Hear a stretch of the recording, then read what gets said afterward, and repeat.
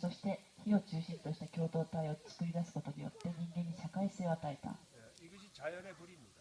これが自然の火です。 그러나 아까 말한 기계가 만든 불은 でも先ほどお話にありました機械が作った火というのは、용도가 딱 하나밖에 없습니다. 使い道は一つしかありません。 오로지 인간의 편리를 위해서 생겨난 불입니다. たった一つ、人間の便利さのために生まれたものです。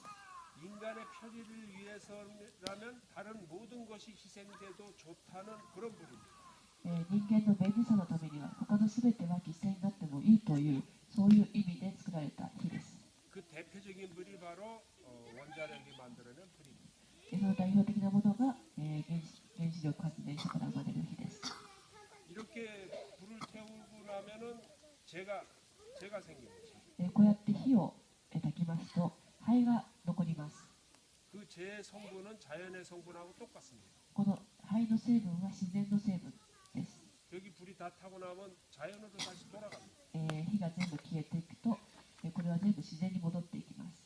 그러나 원자로에서 우라늄을 태우고 나면 でも原子炉でウラニウムを焼いた後は、燃やした後は 자연 상태에는 없는 自然状態にはない 새로운 핵종이 수백 가지가 나옵니다. 新しい、核の種が数百種類、生まれてしまいます。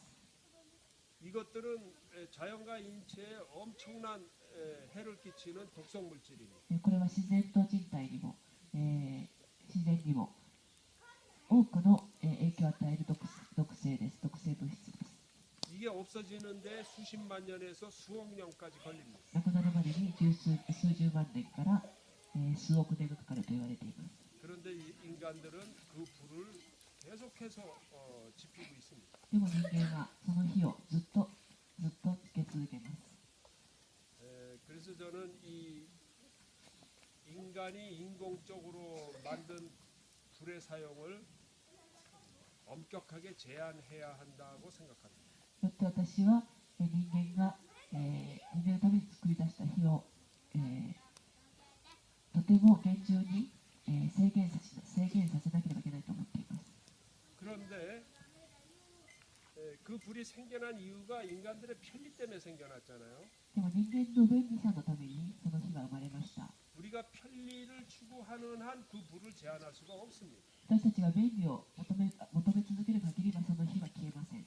그래서 그 불을 제한하려면 ですからその火を、制限するためには 우리가 불편을 감수하는 라이프 스타일